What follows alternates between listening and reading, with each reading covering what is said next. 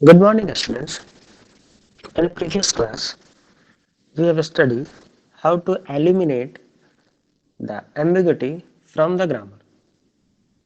Since in the coming days, we will study about the top-down parsers. In top-down parsers, the first constant is your grammar should be non-recursive. So if in your grammar left recursion is present, then first of all we have to eliminate this left recursions. Otherwise it will create a problem for your parsers.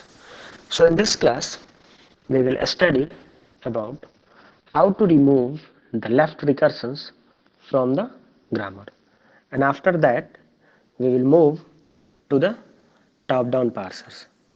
So first point ये होगा कि left रिकर्शंस कहते किसको, क्या इसका definition है. So definition इसका simple definition है, a grammar is said to be left recursive if the production of the grammar is in the form of A tends to A alpha slash beta, where A belongs to V and alpha beta belongs to V union sigma star. अब हम कैसे पहचानेंगे कि हमारा जो given grammar है वो left recursive है. तो बस एक लेमेंस की तरह हमको समझना है कि पहचानने के लिए क्या है कि जिससे प्रोडक्शन से स्टार्ट हो रहा है, अगर सेम एलिमेंट फर्स्ट पोजीशन पे राइट हैंड साइड में रिपीट हो रहा है तो हम इजीली बोल देंगे कि वो ग्रामर हमारा क्या है, लेफ्ट रिकर्सिव है. इजीली हम बोल देंगे कि वो ग्रामर हमारा लेफ्ट रिकर्सिव है. ठीक है. अब जैसे हम लोग एम्बिग्यूटी के केस में देखकर बता सकते थे कि हाँ ग्रामर हमारा एम्बिगुअस ग्रामर है, और फिर उसको हम लोग क्या किए थे, एलिमिनेट किए थे उस एम्बिग्यूटी को. In the same way here, if we find out that the grammar is in left recursive form, then first of all we have to eliminate this recursive form grammar in a non-recursive form.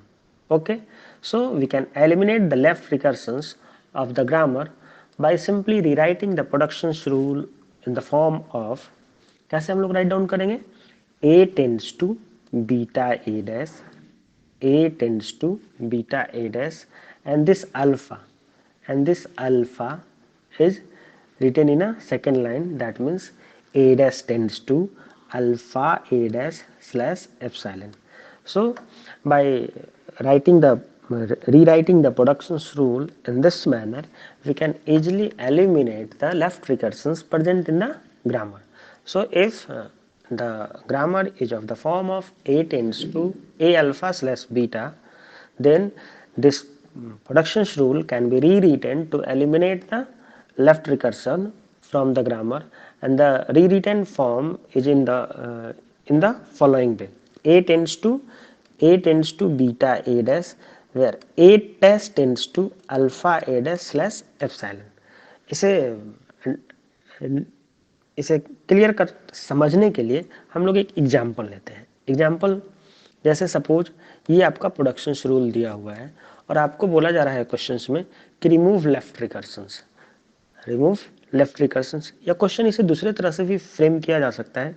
आपको ये ना दिया जाए कि आपको left रिकर्शंस remove करना है, आपको सिंपली क्वेश्चंस इसको थोड़ा सा ट्विस्ट करके ये दे सकता है कि this is the given production rule, check whether the given grammar is left recursive or not. If it is left recursive, then remove the left recursions. So इस तरह से questions भी frame किए जा सकते हैं. So in a both way, in a both case, the answer is same. ठीक है. अब हमने क्या बताया था कि किसी भी क्वेश्चंस में या किसी भी प्रोडक्शन रूल को चेक करने के लिए सिंपली आपको क्या देखना है कि जो लेफ्ट हैंड साइड का एलिमेंट्स है, अगर वही element same right hand side में फर्स्ट पोजीशंस पे आ रहा है तो हम बोल देंगे क्या कि हमारा जो ग्रामर है वो लेफ्ट रिकर्सिव है, और भी उसमें कुछ भी चेक करने की ज़रूरत नहीं है. सो यहाँ पे हम देख रहे हैं कि P tends to P plus T slash T.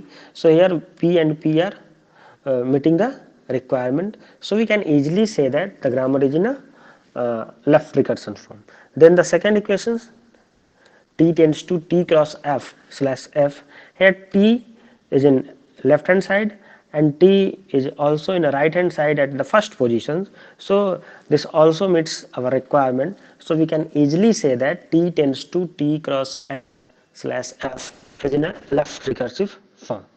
सो अब अगर हमें ये पता चल गया है कि जो हमारा गिवन प्रोडक्शन रूल है वो आपका लेफ्ट रिकर्सिव फॉर्म में है, so first of all we have to eliminate this left recursive form on the given formula with the given formula that is a tends to a alpha slash beta. यहाँ पे आप देखिए कि a का value क्या है, अगर हम ये प्रोडक्शन रूल लें तो a का वैल्यू क्या है, a का वैल्यू p है, ठीक है। अगेन यहाँ पे p है, अल्फा का वैल्यू क्या है प्लस t है, और बीटा का वैल्यू क्या है t है। तो हम लोग जब इसे नॉन लेफ्ट रिकर्सिव फॉर्म में चेंज कर रहे थे तो क्या कर रहे थे, a टेंड्स टू ये beta a dash, then a dash tends to alpha a dash slash epsilon लिख रहे थे। तो ये अगर आपको इस इक्वेशंस को, इस प्रोडक्शंस को हम फर्स्ट मान लें, इस प्रोडक्शंस को हम सेकंड मान लें, और ये इस प्रोडक्शंस को हम लोग थर्ड मान लें, तो फर्स्ट वाले प्रोडक्शंस में देख रहे हैं कि वो सेम फॉर्म में अवेलेबल है।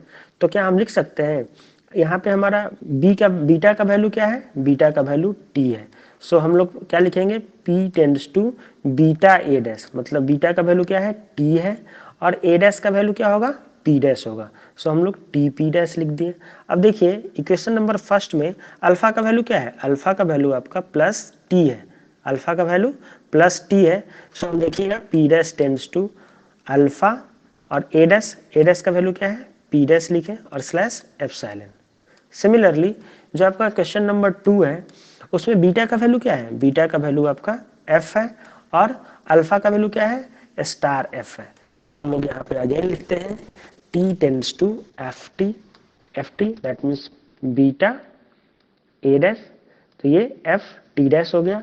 Again t dash tends to क्या है अल्फा a डैश, अल्फा का वैल्यू क्या है, अभी हमने आपको बताया कि अल्फा का वैल्यू आपका स्टार f है। सो स्टार f लिखे और फिर से a डैश लिखे, दैट मीन्स t का t डैश हो गया, ठीक है, स्लैश एप्सिलॉन। क्योंकि जो थर्ड वाला इक्वेशन है उसमें कोई भी एम्बिग्यूटी अवेलेबल नहीं है, सो वो एज इट इज हम लोग लिख देंगे f tends to bracket p slash id slash number, ठीक है। अब ये जो ओरिजिनल आपका इक्वेशंस था 1 2 3, ये जो था ओरिजिनल प्रोडक्शन रूल, इसको हम लोग रीराइट करके इस फॉर्म में राइट डाउन किए, that means p tends to t p dash tends to plus t p dash slash epsilon, t tends to f t dash, then t dash tends to cross f t dash slash epsilon, f tends to bracket p id and num, id and num। So इस तरीके से हम लोग, अगर आपके grammars में ambiguity हो या लेफ्ट रिकर्सन्स हो तो उसको हम लोग रिमूव करते हैं। अब क्वेश्चंस आपके तरफ से ये हो सकता है कि एक्चुअली अगर ग्रामर हमारा लेफ्ट रिकर्सिव रहा इससे प्रॉब्लम होगा, तो प्रॉब्लम ये होगा कि जब आपका पार्स ट्री बनाएंगे तो वो ग्रामर आपका लेफ्ट, जो पार्स ट्री होगा वो लेफ्ट इंडेंडेंट फॉर्म में होगा, मतलब पूरा का पूरा वो लेफ्ट साइड शिफ्ट कर गया होगा, और उस केस में अगर किसी भी एलिमेंट्स को सर्च करना होगा तो वो आपके पार्सर्स के लिए डिफिकल्ट होगा।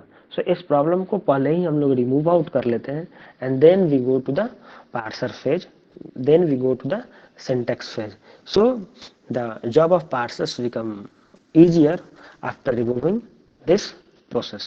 Okay, so this is all about for today.